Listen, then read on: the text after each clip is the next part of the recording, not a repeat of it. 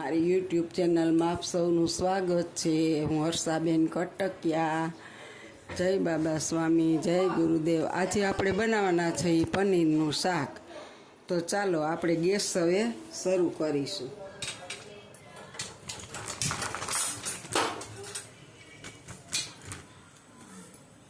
હવે આપણે એની માથે ગેસ શરૂ કરી અને જો કઢાઈ ચડાવી દીધી છે અને હવે આપણે એની અંદર તેલ નાખીશું।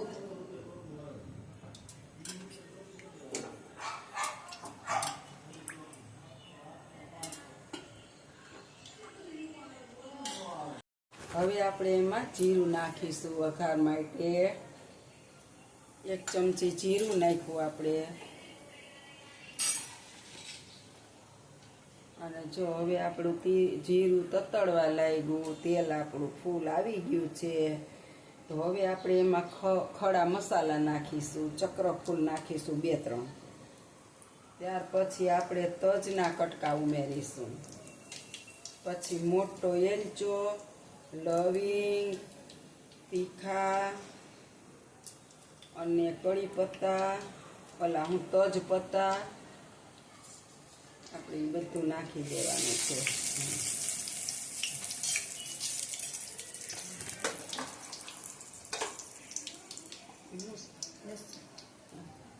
અને હવે આપણે લસણ નાખીશું ખાંડેલું 1 કસ્ટા નકરું આપણે લસણ નાખ્યું।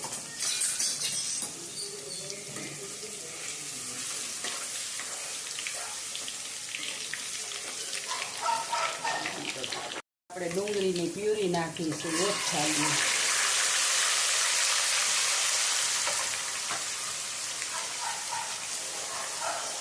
અને હવે આપણે એને પહેલાંની થોડીક સાતળવા દઈશું।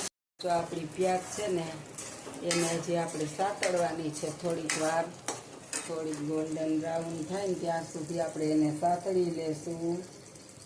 તમે જોઈ શકો છો। અને હવે આપણે એમાં કસૂરી મેથી નાખીશું, ચોરીને થોડીક હાથથી ને, જો તમે જોઈ શકો છો। આપણે એમાં કસૂરી મેથી નાખી। હવે આપણે એમાં હળદર પાવડર નાખીશું, પછી ધાણા જીરું પાવડર નાખીશું અને મરચું પાવડર નાખીશું થોડુંક। હવે આપણે કાશ્મીરી મરચું પણ સાથે નાખીશું હમણાં। જો આપણે અડધી ચમચી પાવડર નાખ્યો તો અડધી ચમચી પાછો મરચું પાવડર નાખ્યો, થોડું ઓછું થયું તે। પછી થોડીક વાર રહીને પછી આપણે આગળ કાશ્મીરી મરચું પણ નાખીશું। મસ્ત સુગંધ આવે છે। આપણે હજી આને થોડી ચડવા દેવાની છે। હવે આપણે આની અંદર કાજુ અને મગજતરીના બી છે ને એની પેસ્ટ આપણે અંદર હવે નાખી દેશું। જો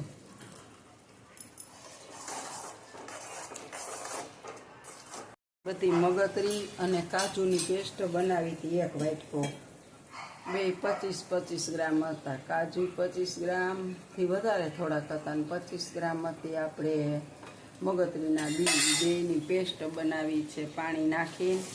અને એ હવે આપણે આની અંદર નાખી દીધી। હવે આપણે એને સાતળવાની છે તેલ છૂટું પડે ને ત્યાં સુધી। હવે એમાં થોડુંક નિમક નાખીશું સ્વાદ અનુસાર અને આપણે એને હલાવી દઈશું, થોડીક વાર ચડવા દઈશું। હવે આપણે નાખીશું તૈયાર લીધેલો પનીરના શાકનો મસાલો। તૈયાર પેકેટ લીધું છે આપણે, પનીરનું શાકનો સ્પેશિયલ આવે છે એ આપણે મસાલો લઈ અને આ કાંદાની પેસ્ટ અને કાજુ મગજતરીના બીની પેસ્ટની અંદર એને આપણે નાખી દીધો અને એને હવે આપણે થોડીક વાર સાતળવા દઈશું। અને હવે એની અંદર આપણે પનીરને થોડુંક છીણીને નાખીશું। જો 1 ગોટી આપણે રાખી હતી ને એને આપણે છીણી અને અંદર નાખી દઈશું। મસ્ત બને છે શાક।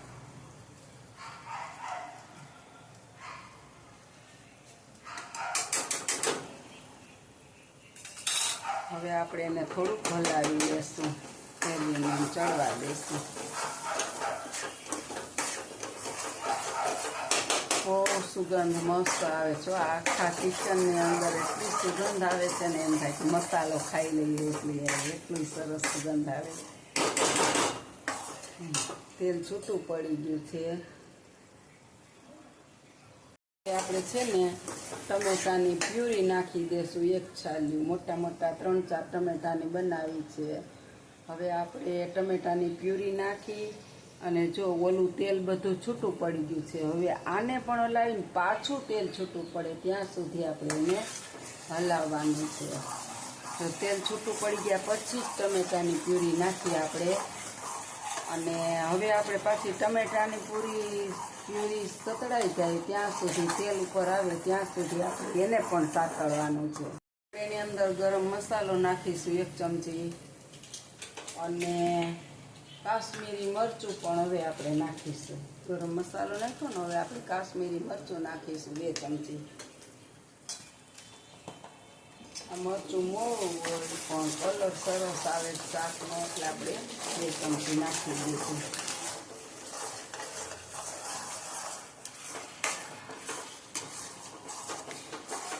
હવે આપણે ફરીથી જો તેલ તો છૂટું પડવા લાગ્યું છે અને આપણે હલાવીએ છીએ. તેલ છૂટું પડી જાય આવ્યું છે થોડીક વાર.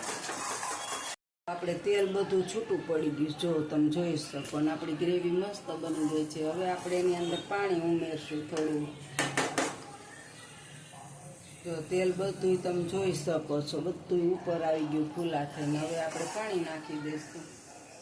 અડધી વાટકી પાણી નાખ્યું, બહુ નથી નાખ્યું. હવે પાછું અડધો વાટકો નાખી દઈશું.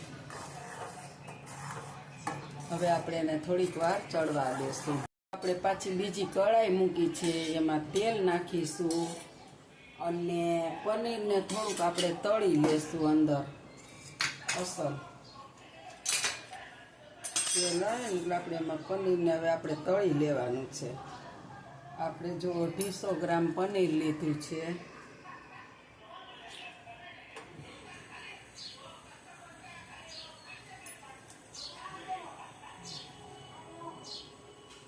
હવે આપણે તેલની અંદર પનીરને નાખી દઈશું અને આ પનીરને આપણે છે ને સાતળી લેવાનું છે.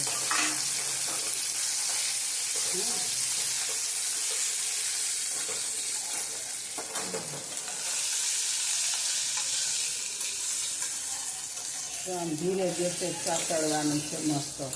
તમે જોઈ શકો છો તેલની અંદર થોડી ચૂંટી પડે ને એવું આપણે એને સાતળી લેવાનું છે.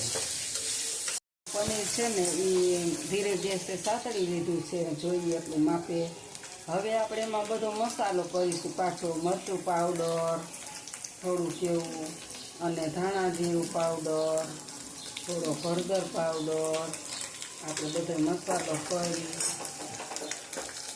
લીધો છે અને નિમક તો આપણે શાકમાં નાખેલું જ છે. પછી આપણે જોશે તો સ્વાદ અનુસાર નાખવાનું જેવું સારું ખાતા હોય એ પ્રમાણે. અને મસ્ત પનીર આપણું જો મસાલા સતળાઈ ગયું છે આ ગ્લાસ તમે જોઈ શકો છો.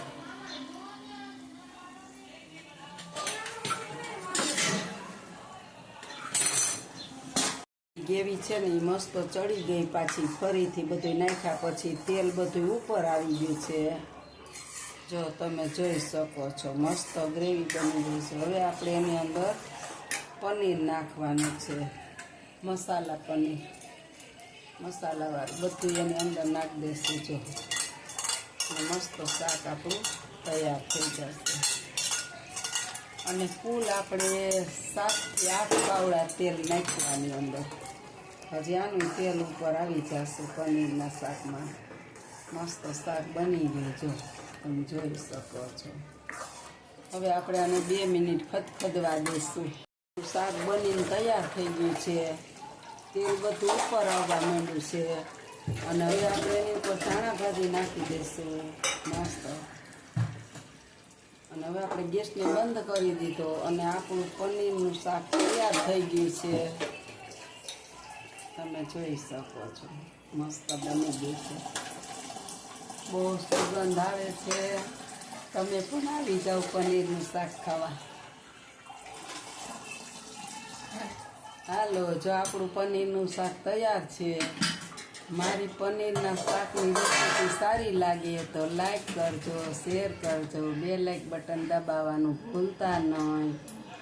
અને તમે પણ આવી રીતે બનાવજો અને કોમેન્ટમાં લખજો કેવું બને છે. આવજો. જય બાબા સ્વામી, જય ગુરુદેવ.